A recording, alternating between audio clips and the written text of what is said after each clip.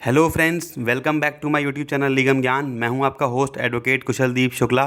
Friends, जैसा कि आप सबको पता है कि यूपी जुडिशरी को लेके बहुत शोर हो रहा है कि वैकेंसीज बहुत जल्दी आने वाली हैं, बहुत जल्दी आने वाली हैं। तो उसी कॉन्टेक्स्ट में, उसी रिगार्डिंग मैं आपके लिए एक लेटेस्ट न्यूज़ लेके आया हूं। और ऑल्दो आपने कई चैनल्स पे ये चीज़ देखी होगी कि हाँ, सिलेबस अपडेट हो गया है, ये ऐड हो गया है, वो ऐड हो गया है। बट मैंने अब तक आपके साथ में वीडियो ये शेयर इसलिए नहीं करी क्योंकि जब तक कोई ऑफिशियल प्रॉपर न्यूज़ नहीं मिल जाए तब तक मुझे लगा कि आपके साथ कोई जो अनआइडेंटिफाइड इन्फॉर्मेशन जो सोर्स है उससे अगर बताना सही नहीं रहेगा। तो अभी आप देख रहे होंगे अपनी स्क्रीन पे ये एक नोटिफिकेशन है 7 नवंबर 2022 का उत्तर प्रदेश गवर्नमेंट का, जिसमें जो यूपी जुडिशरी का जो सिलेबस है उसमें जो मेजर चेंजेस हुए हैं या फिर पैटर्न में कुछ जो चेंजेस हुए हैं वो मैं आपको बता देता हूँ। तो फ्रेंड्स, अगर आप चैनल पर नए हो तो सब्सक्राइब कर लीजिए ताकि आपको यूपी जुडिशरी रिलेटेड सारी आपको जो इन्फॉर्मेशन वगैरह है वो आपको मिलती रहेंगी और रेलेवेंट कंटेंट जो है रिलेटेड टू करंट अफेयर और लॉ वो आपको इस चैनल पे मिलता रहेगा।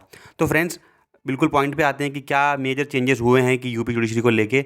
तो फ्रेंड्स देखिए क्या है कि यूपी जुडिशरी में पहले आपको जैसे पता है कि ऑनरेबल सुप्रीम कोर्ट ने ईडब्ल्यूएस जो है उसको कॉन्स्टिट्यूशन बताते हुए उसकी जो वैलिडिटी है वो अप्रूव कर दी है। तो उस कॉन्टेक्स्ट में जो आपका यूपी जुडिशरी का पेपर है उसमें ईडब्ल्यूएस को भी इंट्रोड्यूस कर दिया गया है। पहला पॉइंट ये है।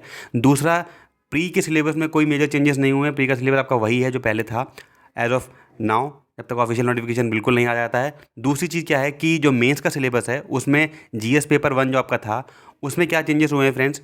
जो सब्जेक्ट्स पहले पूछे जाते थे वो तो पूछे जा ही रहे हैं, उसके अलावा लगभग 9 माइनर एक्ट्स लॉ से रिलेटेड जो हैं आपके वो ऐड कर दिए गए हैं, स्पेशली रिलेटेड टू चिल्ड्रन और विमेन और एल्डर एज के जो पर्सन होते हैं उनको लेके जो इन एक्ट्स को ऐड कर दिया गया है। साथ ही साथ आपका जो लोकल लॉ का पेपर है उसमें कुछ चेंजेस हुए हैं। तो फ्रेंड्स, लेट बिल्कुल नहीं करते हैं और देख लेते हैं क्या क्या मेजर चेंजेस हैं इसमें। आप क्या इंपॉर्टेंट है इस नोटिफिकेशन में आपको वो दिखा देता हूँ एक बार। जैसा कि आप देख पा रहे हैं यहाँ पे जो सिलेबस को लेके पहली बात तो ये रिजर्वेशन ईडब्ल्यूएस के रिजर्वेशन की बात हुई है, वो आपको पता ही है। वो आपको उसमें बहुत बताने की ज़रूरत नहीं है कि हाँ, ईडब्ल्यूएस की कैटेगरी है उसके लिए भी रिजर्वेशन रहेगा। तो ये चीज़ हो गई। साथ ही साथ अगर आप सिलेबस को देखें तो ये देख रहे होंगे आप सिलेबस में कॉलम 2 कॉलम 1 क्या है, इनका कंपैरिजन किया हुआ है कि पहले क्या था और अभी क्या पोजीशन है।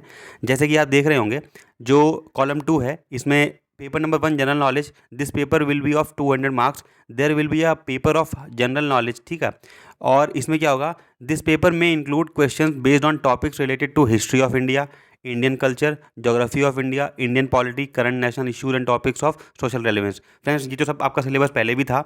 इसके अलावा क्या है, इंक्लूडिंग सेंसिटिविटी, जो आपका हाईलाइटेड टॉपिक है वो देख लीजिए, including sensitivity to persons with disabilities, senior citizens and offences on women and children with special reference to the salient features of the Rights of Person with Disabilities Act 2016, Maintenance and Welfare of Parents and Senior Citizens Act 2007, Dowry Prohibition Act 1961, Protection of Women from Domestic Violence Act 2005, Sexual Harassment of Women at Workplace Prevention Prohibition and Redressal Act 2013, Preconception and Prenatal Diagnostic Techniques Prohibition of Sex Selection Act 1994, Medical Termination of Pregnancy Act 1971, Indecent Representation of Women Prohibition Act 1986, Protection of Children from Sexual offences act 2012।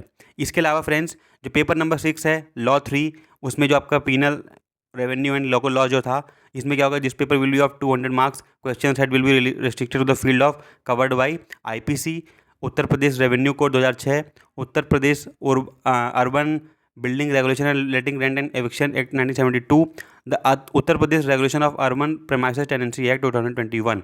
तो friends, हुआ क्या है इसमें कि जो rent control वाला जो act है वो 1972 वाला तो पूछा ही जाएगा, साथ साथ जो इसका अमेंडमेंट 2021 में हुआ है वो भी पूछा जाएगा, यानी कि ओल्ड और न्यू दोनों ही जो रेंट एक्ट हैं वो आपके पूछे जाएंगे। इसके अलावा Uttar Pradesh municipalities act, Uttar Pradesh panchayat raj act, Uttar Pradesh consolidation of holding act, Uttar Pradesh urban planning and development act 1973, together with rules framed under the afforded acts. तो फ्रेंड्स, ये हैं मेजर चेंजेस जो आपके हुए हैं। अब जैसा कि आप देख रहे हो कि लॉ आजकल जो है कि विमेन को लेके या बच्चों से रिलेटेड जो लॉ जो ऑफेंसेज हैं वो बहुत बढ़ चुके हैं।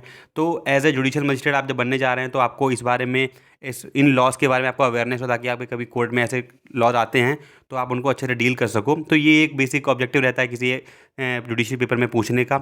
और आप इसमें एक अच्छी चीज़ अगर आप देखें तो वो ये है कि अगर आप राजस्थान जुडिशरी का सिलेबस कंपेयर करेंगे तो कुछ माइनर लॉज इस जो एक्ट में इस जुडिशरी में पूछे जा रहे हैं वो वहाँ से कॉमन है। तो शायद आपने, अगर आप राजस्थान जुडिशरी की प्रिपरेशन कर रहे हैं या फिर आप एक हॉलिस्टिक प्रिपरेशन कर रहे हैं जुडिशरी की, तो वहाँ आपको ये चीज़ आपने तैयार करी होगी वहाँ आपके लिए हेल्प हो सकती है। बट हाँ, अगर बर्डन की बात करें तो बर्डन ये हो गया है कि पहले तो आप जीएस पढ़ते ही थे, तो पहले एक जीएस का रहता था कि मान लीजिए आप हिस्ट्री, ज्योग्राफी, पॉलिटी, सब ये सब चीज़ें पढ़ रहे हैं, बट उसके अलावा आपको लॉ भी पढ़ना पड़ेगा आपका मेंस के पॉइंट ऑफ व्यू से। ये भी नहीं कि केवल आप डायरेक्ट से आपका काम चल जाए, आपको लिटरेचर भी पढ़ना पड़ेगा।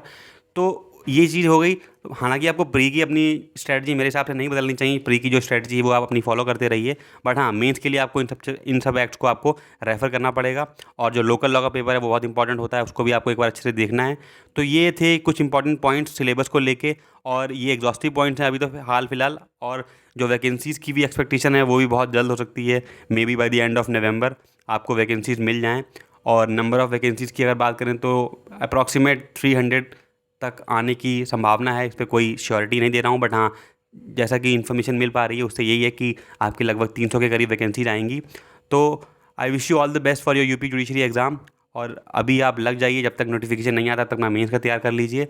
और जिस दिन आपको लगता है कि नोटिफिकेशन आ गया है, यानी कि आपके सामने नोटिफिकेशन आता है, आप अपनी प्री की तैयारी करिए।